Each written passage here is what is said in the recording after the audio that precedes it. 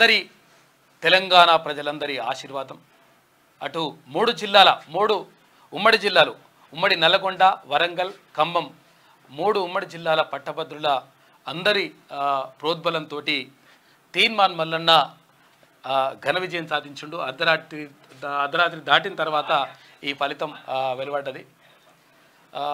మీ అందరికీ కూడా అంటే పేరు పేరు నా యాక్చువల్గా విషయం ఏంటంటే ఇందులో ఉపాధ్యాయులు, తర్వాత ఇక్కడ ఉద్యోగులు, ఇక్కడ విద్యార్థులు, నిరుద్యోగులు, కర్షకులు, కార్మికులు అన్ని సంఘాల రకరకాలుగా మద్దతు ప్రకటించారు. వీరందరికీ కూడా అంటే మద్దతు ప్రకటించిన తర్వాత ఇక్కడ కాంగ్రెస్ పార్టీ, తర్వాత సిపిఐ, సిపిఎం, అటు తెలంగాణ జనసమితి ఇట్లా అందరికీ మద్దతు ప్రకటించి తర్వాత తోడ్పాటును అందించినటువంటి మీ అందరికీ పేరు పేరున ధన్యవాదాలు. ఎందుకంటే ఒక ప్రశ్నించే గొంతుకను నిజంగా రకరకాల కుట్రలు చేసిండు కేటీ రామారావు. ఎందుకనంటే మా ప్రభుత్వం కూలిపోతందుకు ఇక్కడ తీన్మార్ మల్లన్ననే కారణం ఇక్కడ క్యూనుసే కారణం కాబట్టి ఎట్టి పరిస్థితుల్లో చట్టసభలకు రావద్దు అని చెప్పేసి కేటీఆర్ ఎన్ని కుట్రలకు పన్నినా కానీ 100 కోట్ల రూపాయలు దాదాపు 150 నుంచి 200 కోట్ల రూపాయలు ఖర్చు పెట్టి రకరకాలుగా అట్లా డబ్బులు పంచిపెట్టినా కానీ చివరకు పట్టభద్రుల తీర్పు తీన్మార్ మల్లన్నకు అనుకూలంగా, తీన్మార్ మల్లన్న చట్టసభల్లో ఉండాల్సిందే, ప్రజల పక్షాన మా పట్టభద్రుల పక్షాన కొట్లాడాల్సిందే, మాట్లాడాల్సిందే అని చెప్పేసి పట్టభద్రులందరూ కూడా సమిష్టిగా ఆశీర్వదించిండ్రు. దాంతో తీన్మార్ మల్లన్న ఘన విజయం సాధించిండు. అసలు మొదటి ప్రాధాన్యత ఓటుతోటే ఈ విజయం సొంతమవుతుండే. అంటే చాలామందికి రకరకాలుగా వీడోడు ఆడ తలిగినరు చూసిరు కదా మీరు, మీకు అర్థమై ఉంటుంది. ఓడోడో వాడిగా తీన్మార్ మల్లన్న గెలవడు, ఇక అసలు ముందంజా వెనకంజా అని చెప్పేసి వేరే తీన్మార్ మల్లన్న ఇంకొకడు ముందంజా ఇష్యూస్ చూడండి రా, అక్కడ జరుగుతున్న ఇష్యూస్ చూడండి. అసలు ఈ పట్టభద్రుల ఉప ఎన్నిక, అసలు ఎన్నిక ప్రక్రియ ఎలా ఉంటది, కౌంటింగ్ ప్రక్రియ ఎలా ఉంటది, మినిమం అవగాహన లేకుండా, మినిమం నాలెడ్జ్ లేకుండా మాట్లాడతారు. విషయం ఏంటంటే అసలు యాక్చువల్గా వాళ్ళు కావాలని చెప్పేసి మనం అప్పుడే చెప్పినాం, ఇక అది వీడియోలలో కూడా మనం చెప్పినాం. అరే ఏముంటుంది ఇప్పుడు ఇవ్వాలి, కాకపోతే రేపు సాయంత్రం దాకా వేస్తారు వాడు, ఆ తర్వాత ఇక వాడు పీకేది ఏముండదు కదా గడ్డి. కాబట్టి 100% ఇటువంటి దుష్ప్రచారం రకరకాలుగా కేటీ రామారావు చేయించిండు. తర్వాత యూట్యూబ్ ఛానల్ కొన్నాడు, దానికి ఫండింగ్ చేసిండు, కథలు చేసిండు. వాళ్ళందరి సంగతి ఇప్పుడు అంత ఉంటుంది. కానీ అంటే మనం ఏదో కక్ష సాధింపు చర్య అని కాదు, కానీ కాకపోతే ఏంటంటే మనం ఏం చేస్తున్నాం అనేటువంటి విషయం కనీసం సోయి ఉంటే మంచిగా ఉంటుంది. అది కాకుండా ఏది ఆధారాలు లేకుండా ఉట్టికినే వడ్డగాల్చి మీదేసి రకరకాలుగా దుష్ప్రచారం నిజంగా అంటే లేనిపోని అన్నీ కూడా సృష్టించి కావాలని చెప్పేసి తీన్మార్ మల్లన్న పైన కావాల్సినంత దాడి చేసినారు. తర్వాత కావాల్సినంత పైసలు కూడా ఇష్టం వచ్చినట్టుగా డబ్బుల పంపిణీ 30 కోట్ల రూపాయలు అక్కడ రాకేష్ రెడ్డి అకౌంట్లోకి వేసేసి తర్వాత అక్కడి నుంచి 34 మంది ఇన్ఛార్జీలు అంటే అసెంబ్లీ ఇన్ఛార్జీలకు వాళ్ళకు పంపిణీ చేసి ఇదంతా కూడా కథ అంతా కూడా మన దగ్గర ఫుల్.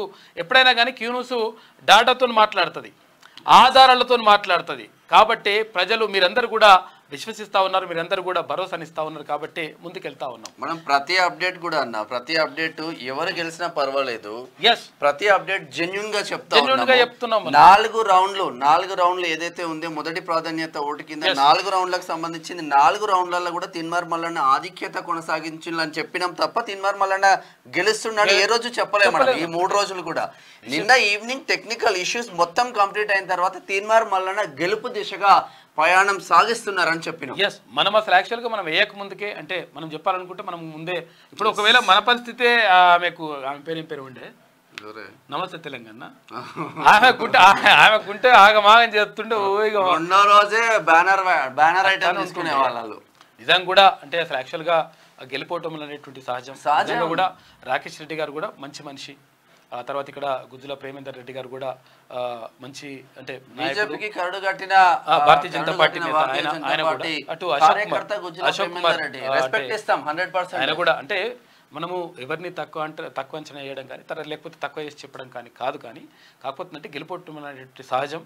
కాకపోతే ఏంటంటే ఎన్ని ప్రలోభాలకు గురి చేసినా కానీ రకరకాలుగా ఇట్లా చేసి దుష్ప్రచారం చేయడానికి ప్రయత్నం చేసినా కానీ పట్టభద్రులు విఘ్నులు వాళ్ళు 100% ఎవరికి పట్టం కట్టాలనో ఎవరిని చట్టసభలకు పంపించాలనో వాళ్ళు నిర్ణయించేసి వాళ్ళు పంపించినందుకు నిజంగా కూడా గ్రేట్ఫుల్ టు యూ. అయితే విషయం ఏంటంటే ఇక్కడ ఏది కొంతమంది వీరాభిమానంతో వాళ్ళు చేసిండ్రు. అటువంటి తప్పు మాత్రం మళ్ళీ ఎట్టి పరిస్థితుల్లో ఏది, ఎందుకంటే 25,500 ఓట్లు మొత్తం కూడా చెల్లకుండా పోయినాయి. అవన్నీ కూడా తీర్మానం మల్లన్నకు పడ్డాయి. ఐ లవ్ యూ తీర్మానం మల్లన్న, జై తీర్మానం మల్లన్న, తర్వాత 7200 ఆర్టీఆర్ అట్లా అని చెప్పేసి రకరకాలుగా రాసిండ్రు. ఒకవేళ అవే గనుక నిజంగా అట్లా చెల్లుబాటు కాకుండా ఉంటే కరెక్ట్గా మనము మీరు సజావుగా ఓటు వేసి ఉంటే 100% మొదటి ప్రాధాన్యత ఓటుతోటే మొన్ననే రిజల్ట్ వచ్చేస్తుంటే మొత్తం కథ అంతా కూడా ఇదంతా డొల్లంత ఉండకపోతుండే. ఇప్పుడు క్లియర్గా మంచి మెజారిటీ తోటి 18,000 పైచిలకు మెజారిటీ తోటి విజయం సాధించిండు తీర్మానం మల్లన్న. నిజంగా కూడా ఇది ప్రజలు ఇచ్చిన విజయం. తర్వాత అంటే ఇదొక్క మెట్టు మాత్రమే, ఎందుకంటే ఒక మంచి మనిషిని తర్వాత ఒక ప్రశ్నించే గొంతుకను చట్టసభల్లోకి పంపితే ఎట్లుంటుందో తీర్మానం మల్లన్న చూపిస్తాడు. ఇక మనం చెప్పుడు దాని గురించి ఎక్కువ చెప్పకపోవడమే మంచిది. అయితే కేటీఆర్ అండ్ బ్యాచ్ ఏమనుకున్నారు అన్న అంటే డబ్బుతో ఏదైనా కొనొచ్చు అనుకున్నారు. బట్ డబ్బుతో కొనలేనిది ప్రేమ అనురాగం అయితే ఉంటది.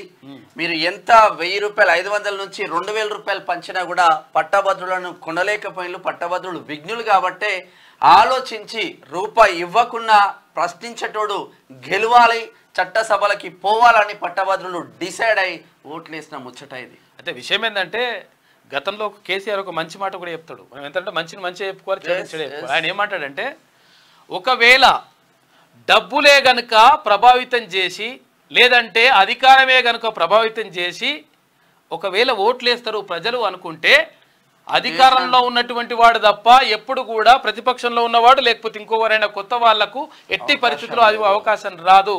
కాకపోతే ఏంటంటే ఎప్పుడు ప్రజలు అప్రమత్తంగా ఉంటారు, బరాబర్ అంటే నిర్ణయాలు తీసుకుంటారు. వాళ్ళు డబ్బు తర్వాత అధికారం అనేటువంటి పని చేయవు.